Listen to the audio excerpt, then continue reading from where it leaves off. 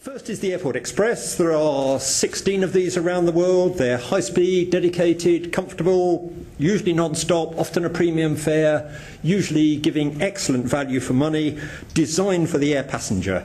A very good welcome to the country.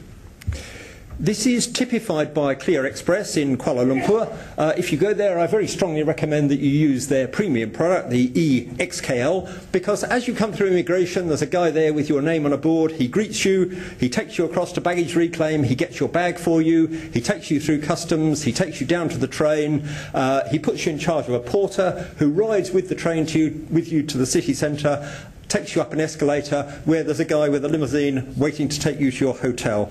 I met this after 23 hours travel, and my word, it was solid gold. Some airports are on a high-speed rail network, notably Paris-Charles de Gaulle, Frankfurt, Lyon-Saint-Exupéry, Amsterdam.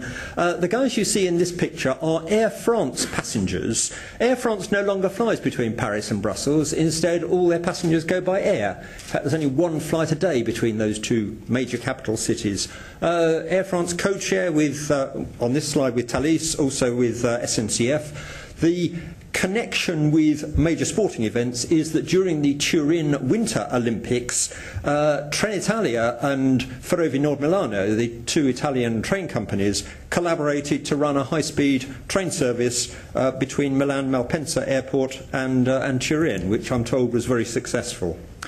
Regional rail, yeah, very good for expanding the airport's catchment area. The suburban, the metro, that's my next example.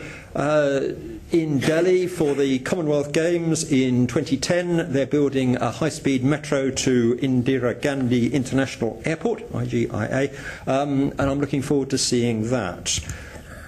I like this picture of Chicago. It gives you a very good comparison of the land take between road and rail. Bear in mind that not only is there this massive road you can see on one side of the picture, but out of the shot there's an equally big road on the other, and there's that little railway in the middle which is very reliably carrying you from downtown Chicago to O'Hare Airport in 42 minutes all the time. Stunning. Light rail is the final sort of passenger airport railway. London City Airport, over 50% of its passengers use the Docklands Light Railway to access the airport, which I think says something for the Docklands Light Railway. Where have they been used? Well, according to my database, 16 airport railways have been at least partly justified by the Olympics, a further 6 by the World Cup, which I believe is football. There's a very good connection in Paris between the Stade de France and both Orly and CDG airports.